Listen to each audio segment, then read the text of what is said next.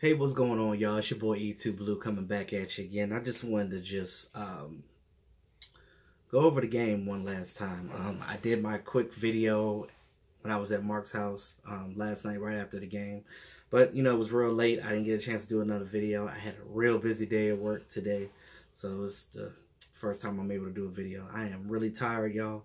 So be patient with me. So Cowboys did get the win last night. Nobody had the Cowboys winning yesterday. Now I know some fans did. A lot of people was like, "Nah, there's no way the Cowboys can beat these Saints. They're reeling. They're 10-1 coming in this game." And even was it Steve Smith, the old Panthers and Ravens wide receiver that's now an analyst. He was mad. He was mad. You look at Michael Irvin after the game going off excited about the win, and Smith is just sitting there like this.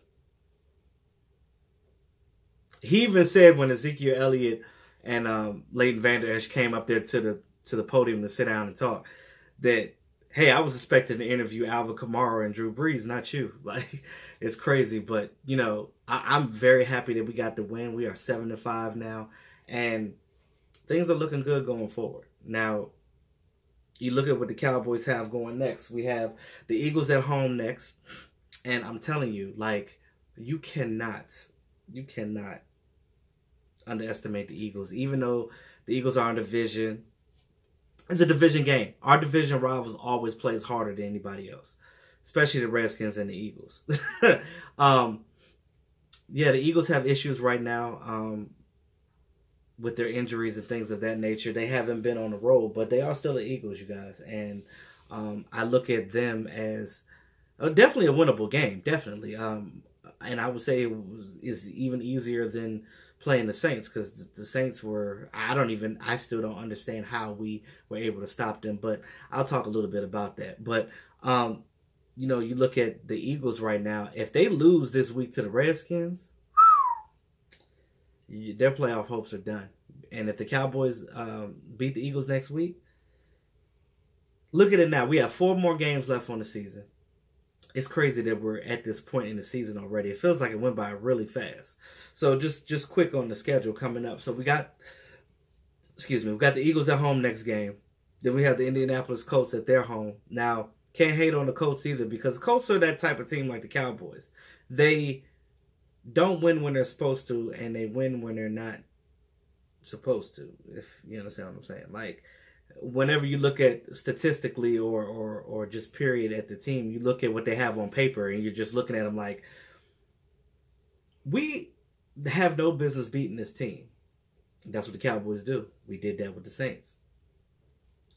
But the Colts is one of those tricky teams. It's like, you know, it's like a trap game almost. You look at them and you're like, oh, they ain't really done much this year. But then you saw the games that they did win this year and you're like, they pulled that game out. They're silent. They're a silent team. Like, when they win games, like, people is not paying attention to them right now. But again, I think that we have a favorable. We still, even with that being said, we still have a favorable matchup going further this season. So, with the Eagles this next week coming, Indianapolis Colts after that, then we have a home game again with the Tampa Bay Buccaneers, and then we end the season with the New York Giants. New York Giants almost really don't have anything to play for at this point, so I'm not really worried too much about them. Oh yeah, shout out to Water, my co-host. Water is essential to the body, you guys. You gotta drink it. I'm actually super excited right now because I got my little mini helmets in. I've been trying to get these all season for my matchup videos because they were perfect for them, but they finally came in, so this is what I have here. So I've got Cowboys and the Saints here. So for next week, I'll put the Eagles helmet up there, and I'll probably incorporate that in the video for my matchup. Also, this little board that I have here is nifty because with the playoffs coming up, this is perfect. I can use this board for, you know, keeping track of the playoffs and where people are NFC got AFC. Well, NFC here got the AFC on this side, and yeah. So I'll definitely be able to keep track of who's in the wild card spots, who's in what seed. Speaking of seeds, the Cowboys are 4th seed right now, which is crazy because you got New Orleans and the Rams, and with them having 10 wins on their already, and you know they're pretty much going to clinch their divisions. So you might have to see the Saints again. And if we see the Saints again, you damn sure gonna believe they're gonna be ready for us next time. So we have to make sure that we do what we need to do, play sound, and keep up the intensity. Now, as far as this game goes, again, like I said, nobody saw this coming. Cowboy staff writers didn't see it coming. Fans didn't see it coming. Maybe a few of you have. What I said that for them to win, there were a lot of things that would have had to go their way. And ultimately it did. The rest were real inconsistent. It was almost like they gave some plays away to them, and then they gave some to us too as well. But I'll talk about those. Then there was all the fumbles that happened in the game on both sides of the field.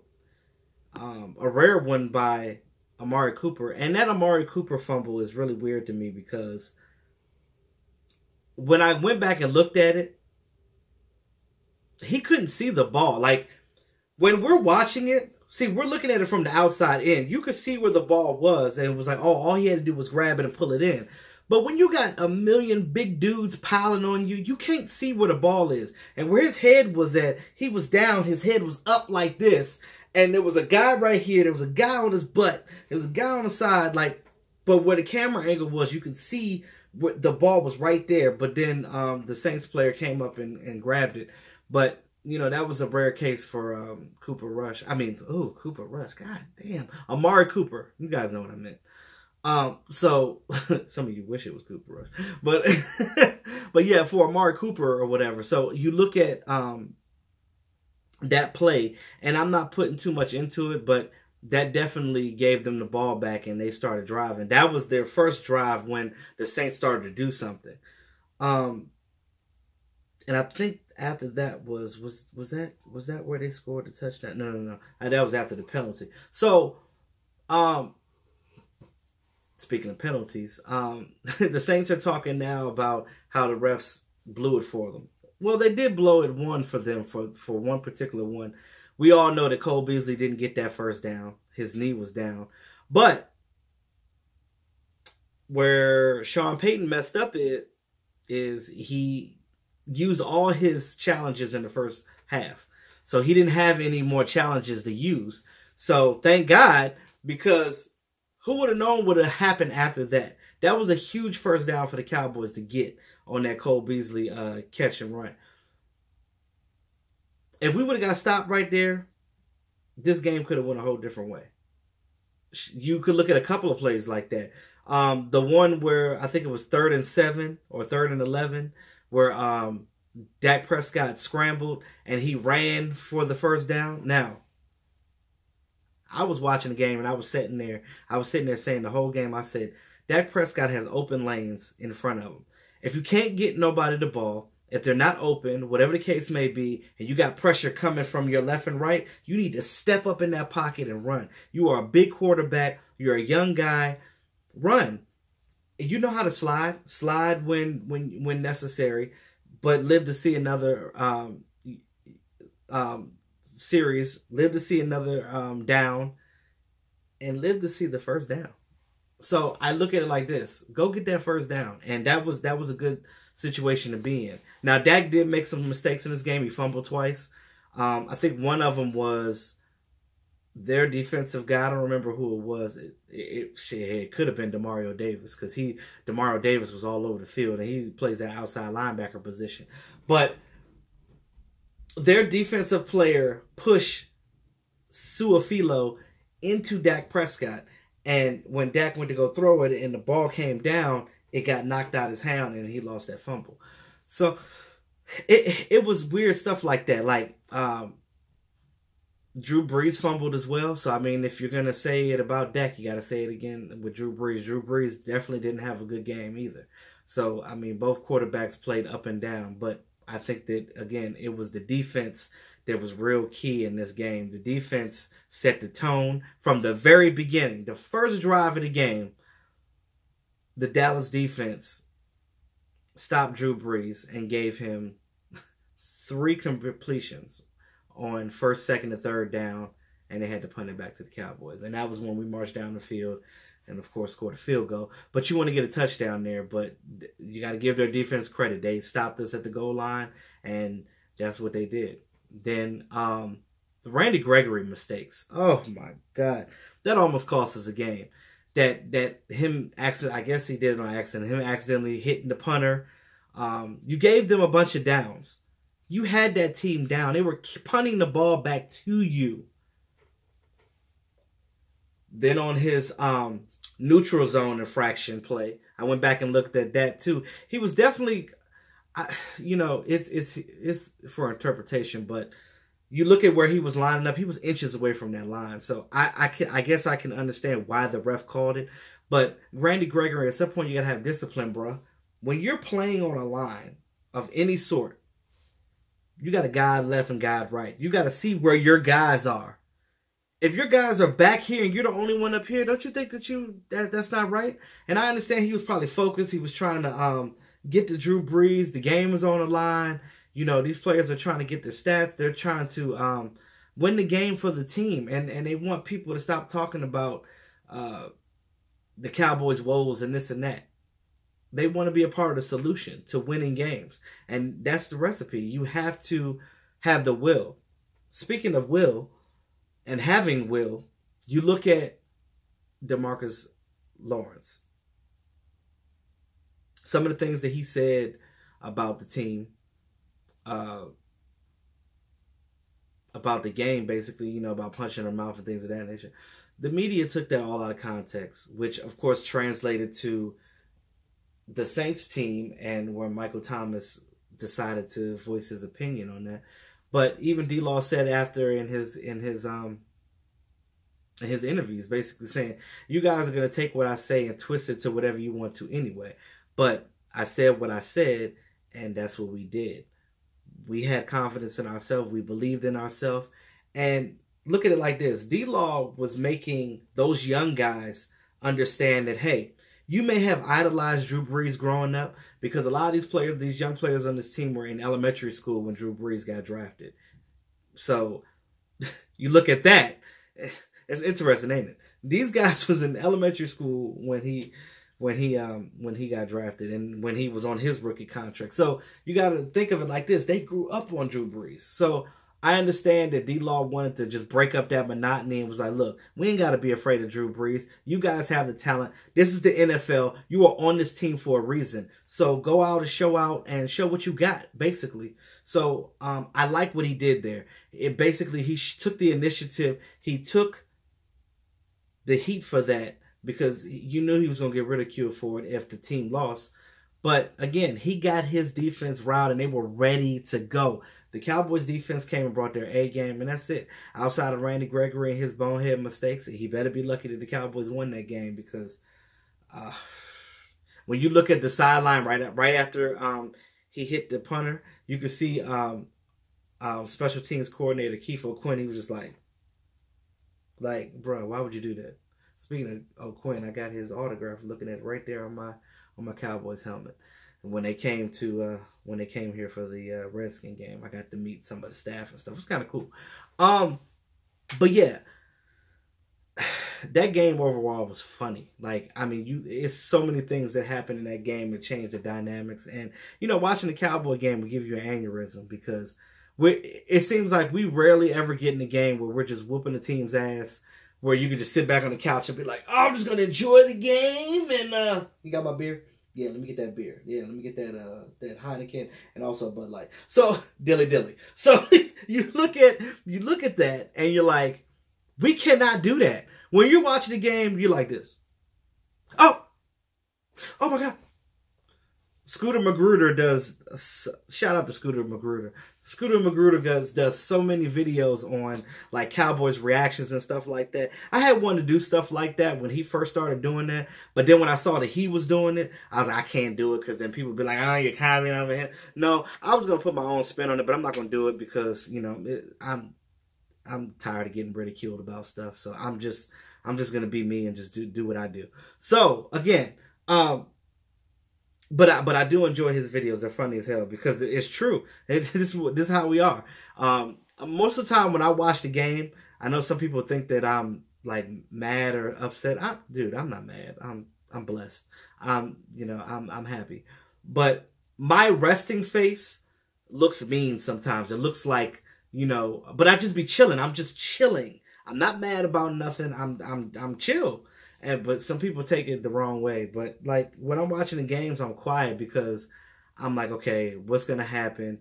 I just don't have much faith in Linehan. I have all the faith in the world with these players. Yeah, they make mistakes. They're human, and it is what it is. That's what happens when you have a young team. You're gonna have more mistakes than not. But as I look at what we're going for, man, we could go 11-5. We can win out this season. I predicted at the beginning of the season 10-6. I know Mark, he predicted 11-5, but I said 10-6. I said that I looked at the schedule and I said the Cowboys can definitely win 10 of these games. And then the season started going and we were like 3-5, and I was like, ooh, it's not looking too good. But you look at it now, we're on a 4-game winning streak, and you see how the dynamic changes. But I still want Linehan out of here, though. I'm just saying. I spoke on Jason Garrett and the will of this team, and the players love Jason Garrett. So I can no longer sit and just say, hey, the Clapper has to go, or Carrot Top has to go. I can't say those things because as much as a conservative guy he is, he has a good philosophy, and I have to admit that. And I basically have to say that, hey, if the players are all in on Jason Garrett, I can't do nothing but respect that. But we still need to get Linehan out here because Jason Garrett ain't calling the plays. That's all Linehan right there. So we need to be better at game management. Dak needs to be better at finding players. He needs to step up in the pocket more. Because you can't take sacks, and you can't fumble the ball. You know what I mean? Like, you know, I'll say all day Dak's faults, but I'm telling you right now, Dak needs an offensive coordinator. He needs Dak needs a collegiate level offensive coordinator to help him with his mechanics, to help him mature more as an NFL starting quarterback, because he doesn't have that. He didn't have that. He was thrown in the fire as a 4th-round pick, making $8,500,000 a year. $800,000 a year, almost $900,000 a year, not even $1 million.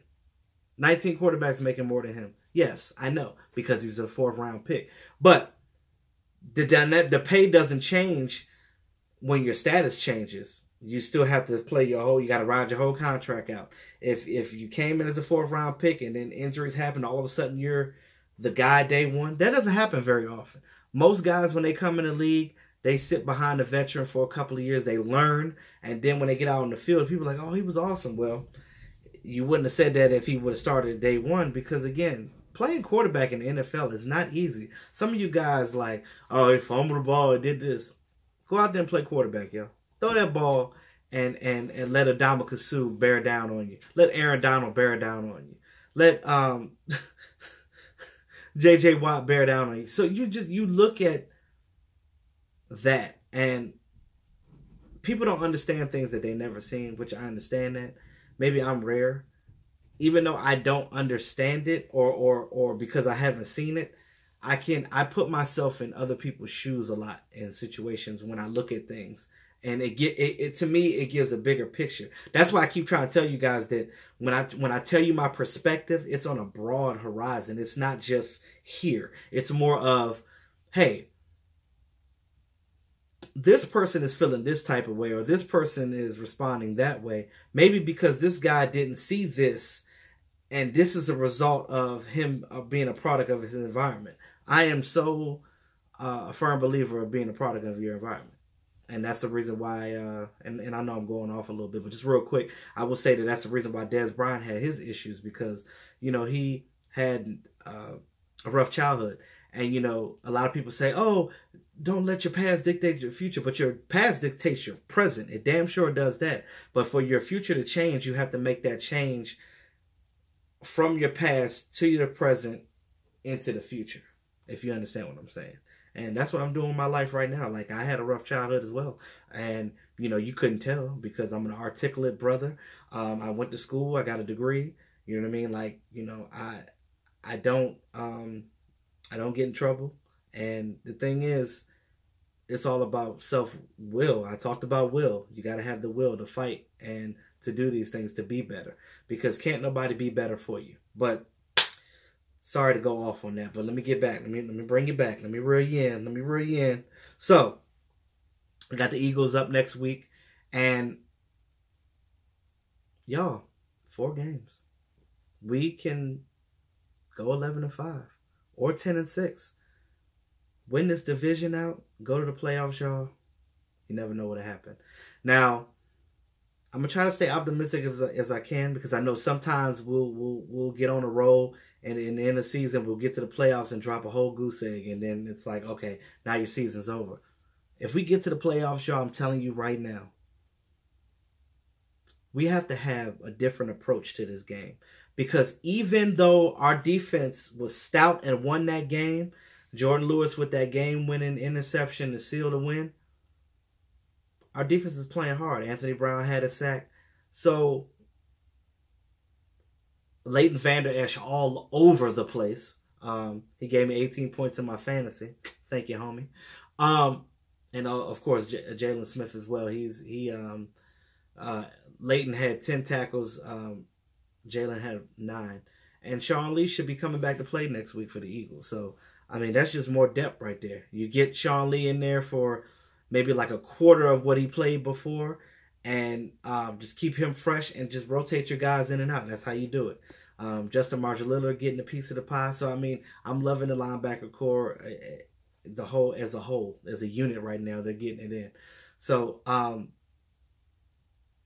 you know, whether or not we get penalties called from on the other team doing things to us or not, that big one on Dak Prescott with the face mask and them yanking his helmet, I'm glad they finally called that. But again, I know the Saints are feeling some type of way because they didn't get that Cole Beasley call. But hey, your coach used all his challenges. So, you know, hey, I can't feel sorry for you, because nobody feels sorry for the Dallas Cowboys ever. We get to be the laughing stock when we lose. And we're not even a sorry team. That's what I don't understand. It's crazy. It's like everybody attacks the Cowboys. They see that star, and they're like...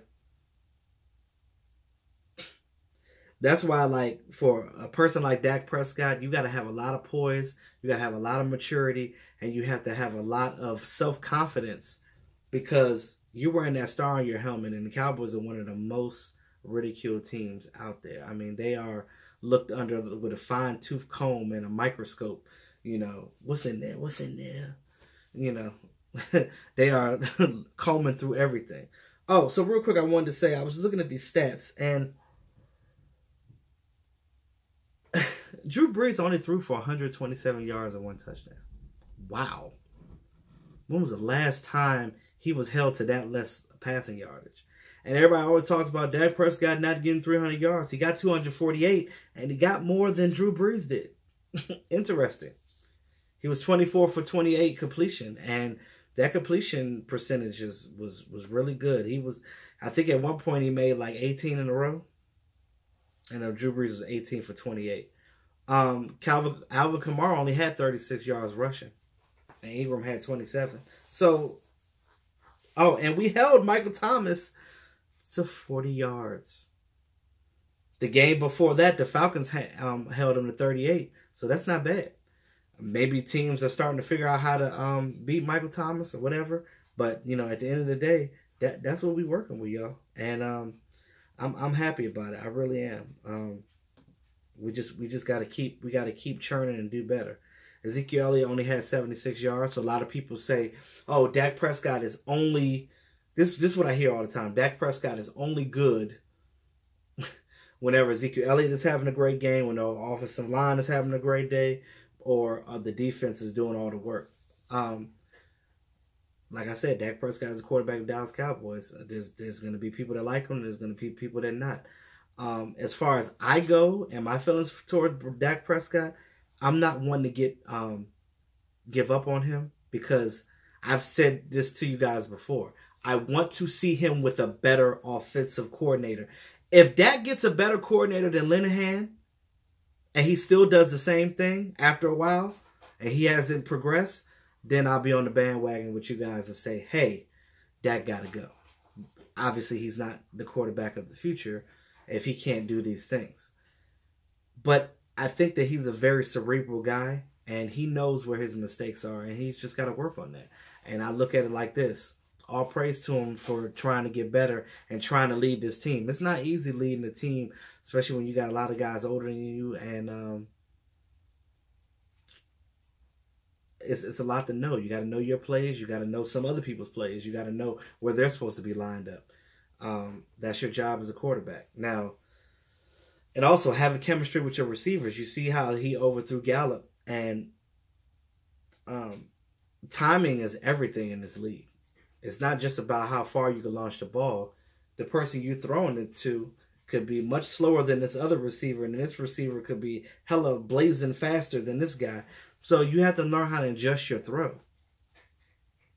He seems to be doing well with Amari Cooper, but again, Amari Cooper is the number one. People say Dak Prescott, again, he made mistakes in his game. He's got to do better than that. He's got to clean that up, and I'm hoping that by the Eagles game, he'll get that up and rolling. Unfortunately, I won't get to go to the game with Mark and them. Money issues. I'm still trying to get some things together in my personal life right now. So yeah, I'm on the grind right now, because I don't have I'm just doing what I can. I'm just a regular fan, you guys. I'm not rich. I just do what I do. But again, I will be doing videos throughout the week, just like I normally do. So you guys tune in and check into your boy, and be good. So that's all I got for you guys tonight. It's Friday. It's Victory Friday. Enjoy this day. Enjoy this weekend, because Cowboys have a 10-day cycle, so they get to rest their guys a little bit. It's almost like a mini bye. I'm pretty sure the team will be back at it either Monday or Tuesday to get ready for the Eagles. And hopefully Tavon Austin could come back. He looks like he's close. We'll see what happens. I need David Irvin to come back. I know he's dealing with that thing with his with the mother of his child and the custody of his daughter and things of that nature. But you are an NFL player, sir, and you gotta get it under control. You gotta figure some things out. So, with that being said, hey, you guys enjoy your Friday. Thanks again for all my subscribers. I appreciate you guys. Even new subscribers that came in, thanks a lot. I won't let you guys down. I've been keeping the videos going. Also, too, I'll probably do a live stream for the Eagles game. If not during the game, the day before, just talking about and get some perspectives from you guys. Because, look, I like talking to you guys. So, especially when you're able to talk back to me live. So, I'm going to be doing that. So, look up for that. Of course, I will be doing my matchup video. And I'm good. Now that I got my board, I can finally put my helmets up. And, we can go through the whole playoff progression. And actually, for the draft next year, I might use this for the draft. So this little set that I bought definitely is going to help out. So with that being said, Josh, your boy E2 Blue, always keeping it real. Y'all have a great Friday, and be safe out there. Peace.